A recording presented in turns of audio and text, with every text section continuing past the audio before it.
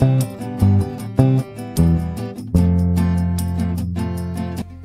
Friends, இன்றைக்கி ஆப்பம் எப்படி செய்யலான்னு பார்க்கலாம். ரொம்பவே ஈஸி. அதுக்கு 1 கப் பச்சரிசி, 1 கப் புழுங்கல் அரிசி, 1 டேபிள் ஸ்பூன் உளுந்து, 1 டீஸ்பூன் வெந்தயம் சேர்த்து நல்லா கழுவிட்டு நல்ல தண்ணியில் ஊற வச்சுருங்க. ஓவர் நைட் நல்லா ஊறட்டும். இந்த மாதிரி நல்லா ஊறினதுக்கு அப்புறமா இதை வந்து நம்ம அரைச்சிக்கலாம்.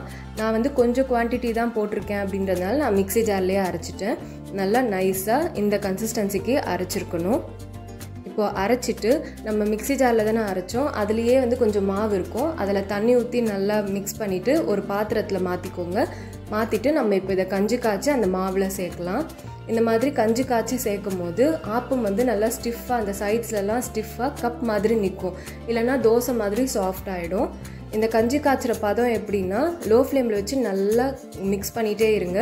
கொஞ்சம் டிரான்ஸ்பரண்ட் ஆகும், நல்லா ஒரு ரன்னிங் கன்சிஸ்டன்சியில் இருக்கணும். அப்போ தான் நல்லாயிருக்கும். ஆப்ப மாவு கூட சேர்ந்து ஒன்றா மிக்ஸ் ஆகும். சப்போஸ் நீங்கள் கொஞ்சம் திக்காகிடுச்சு கஞ்சி காய்ச்சும் போது அப்படின்னு நினச்சிங்கன்னா பயப்பட வேண்டாம். அதை மிக்ஸி ஜாரில் சேர்த்துட்டு கொஞ்சமாக தண்ணி ஊற்றி அரைச்சிட்டோம் அப்படின்னா பேஸ்ட் மாதிரி வந்துடும். அப்புறம் நம்ம இதில் சேர்த்துக்கலாம்.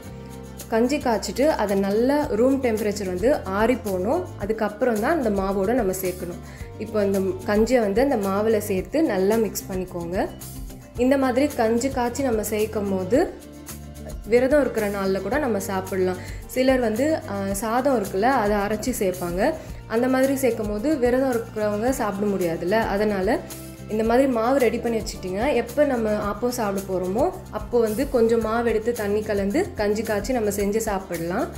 இப்போது அந்த கஞ்சி அந்த மாவில் சேர்த்தாச்சு. இப்போ நல்லா மிக்ஸ் பண்ணி இதை புளிக்க வச்சிடலாம். ஒரு 5 hours கிட்ட ஆகும்.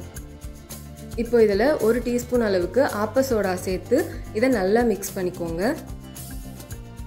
அந்த ஆப்ப சோடா அந்த மாவோட நல்லா மிக்ஸ் ஆகணும்.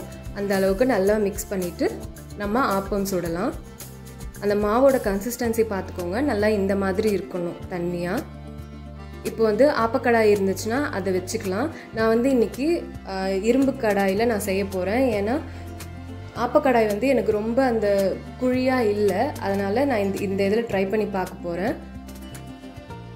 முன்னாடியே எண்ணெய் தடவி வச்சு, நீங்கள் உங்கள்கிட்ட எந்த கடாய் இருக்கோ அது நல்லா குழிவாக இருந்துச்சுன்னா அதில் எண்ணெய் தடவி வச்சுட்டு கொஞ்சம் ஊறினதுக்கப்புறம் நம்ம செஞ்சு பார்க்கலாம். அப்போ உங்களுக்கு நல்லா ஆப்பம் நல்லா கப் மாதிரி சூப்பராக வரும்.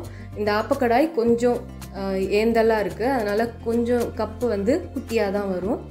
இப்போ இதுலேயும் நான் செஞ்சு காட்டுறேன் பாருங்கள். இந்த ஷேப்பும் நம்ம செஞ்சுக்கலாம். இது லோட்டஸ் ஆப்பம் அப்படின்னு சொல்லுவாங்க. இதெல்லாம் பார்க்குறதுக்கு அழகாக இருக்கும்.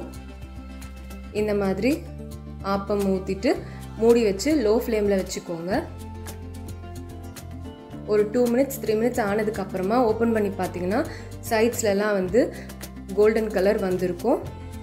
உங்களுக்கு அந்த சைடெல்லாம் ஸ்டிஃபாக இருக்கும். இந்த கஞ்சி காய்ச்சி ஊற்றினா தான் இந்த மாதிரி ஆப்பம் சைட்லலாம் ஸ்டிஃபாக இருந்து பார்க்குறதுக்கு அழகாக கப் மாதிரி இருக்கும். இப்போ நம்மளுக்கு ஆப்பம் ரெடி ஆகிடுச்சு. இந்த மாதிரி செய்யலாம், இல்லை குழந்தைங்களுக்கு பிடிச்ச மாதிரி குட்டி குட்டி மினி ஆப்பமும் செய்யலாம்.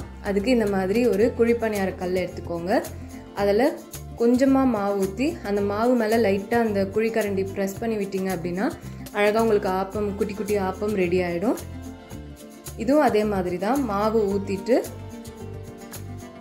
நீங்கள் மூடி வச்சிடணும்.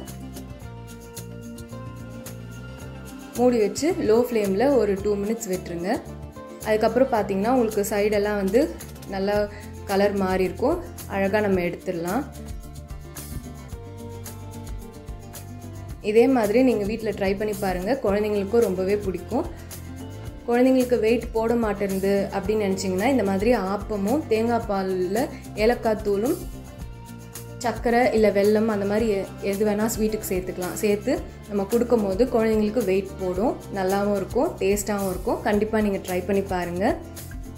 இந்த வீடியோ உங்களுக்கு பிடிச்சதுன்னா லைக் பண்ணுங்கள், ஷேர் பண்ணுங்கள், சப்ஸ்கிரைப் பண்ணுங்கள்.